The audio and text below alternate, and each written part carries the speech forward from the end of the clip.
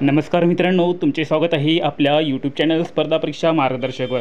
मित्रांनो, DMER भरतीसंदर्भात आजच्या या व्हिडिओमध्ये सर्व तुमचे डाऊट जे आहे ते क्लिअर करण्यात येणार आहे। तर मित्रांनो, खूप साऱ्या मुलांचे असे प्रश्न होते की 90 ते 100 मार्क्स आम्हाला मिळालेले आहे, तर आमचे चान्स या ठिकाणी काही बनत आहे की नाही, तर यावर तुम्हाला जे उत्तर आहे ते या व्हिडिओमध्ये मिळणार आहे।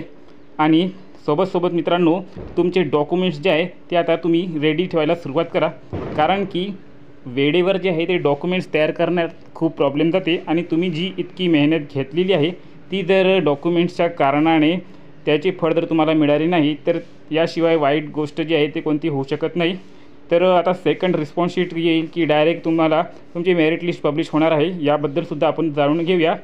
तर सर्वांसाठी या ठिकाणी महत्त्वाची अपडेट जी आहे ती घेऊन आलेलो आहे। तर मित्रांनो, फायनल रिझल्ट जो आहे DMERचा तो आता लवकरच पब्लिश होणार आहे। तर जाणून घेऊया फायनल रिझल्ट कधी पब्लिश होणार आहे आणि तुम्हाला जॉईनिंग कधी भेटणार आहे। तर नमस्कार मित्रांनो, चला सुरू करूया आपल्या या व्हिडिओला। त्यापूर्वी तुम्ही जर चॅनलला अजून सबस्क्राईब केले नसेल तर चॅनलला सबस्क्राईब करा आणि आपल्या व्हिडिओला जास्तीत जास्त मुलांपर्यंत शेअर करण्यास तुम्ही सुरुवात करून द्या, कारण की महत्त्वाच्या माहिती जी आहे ते आपल्या व्हिडिओमध्ये सर्वात पहिले तुम्हाला मिळत असते।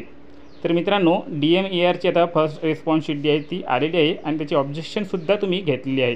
आता लवकरच तुम्हाला सेकंड रिस्पॉन्स शीटसुद्धा येणार आहे। तर आता फर्स्ट रिस्पॉन्स शीट येऊन जे आहे ते 5-6 दिवस झालेले आहे, तर आता 10 ते 15 दिवसात तुम्हाला याची सेकंड रिस्पॉन्स शीट जी आहे ती तुम्हाला बघायला मिळणार आहे। त्यामध्ये तुम्हाला काही मार्क्समध्ये बदल झालेला दिसून येऊ शकतो।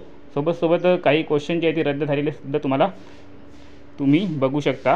तर आता 10 ते 15 दिवसात सेकंड रिस्पॉन्स शीट येणार आहे आणि सेकंड रिस्पॉन्स शीट आल्यानंतर त्यानंतर तुम्ही ऑब्जेक्शन घेऊ शकत नाही। परत जे त्यामध्ये तुम्हाला मार्क्स मिळालेले आहे तेच मार्क तुमचे पकडले जाणार आहे। त्यानंतर नॉर्मलायझेशन तुमचे होणार आहे आणि नॉर्मलायझेशन झाल्यानंतर 10 ते 15 दिवसामध्ये तुम्हाला जी आहे ती फर्स्ट मेरिट लिस्ट जी आहे ती त्या ठिकाणी पब्लिश होणार आहे। त्यामध्ये तुम्ही बघू शकता की टॉप टू बॉटम किती मुलं जे आहे ते त्या ठिकाणी आहे, म्हणजे किती मार्क्सचा टॉपर आहे, आणि त्यानंतर डिसेंडिंग ऑर्डरमध्ये तुम्हाला तुमचे मार्क्स जे आहे ते बघायला मिळणार आहे।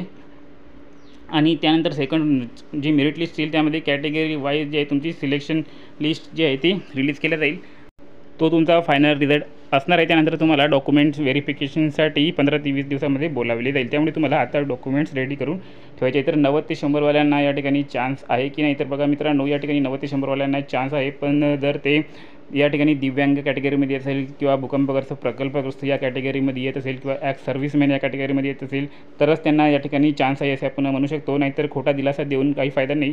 तर 90 ते 100 वाल्यांना जर त्यांनी जनरल कॅटेगरीमध्ये येत असेल किंवा सामान्य प्रवर्गात येत असेल तर त्यांना या ठिकाणी जवळजवळ नाहीच्या बरोबर चान्स आहे। त्यामुळे तुम्ही खोट्या अपेक्षावर राहू नका, तुम्ही येणाऱ्या पुढील एक्झामसाठी तयारी जी आहे ती चालू ठेवा।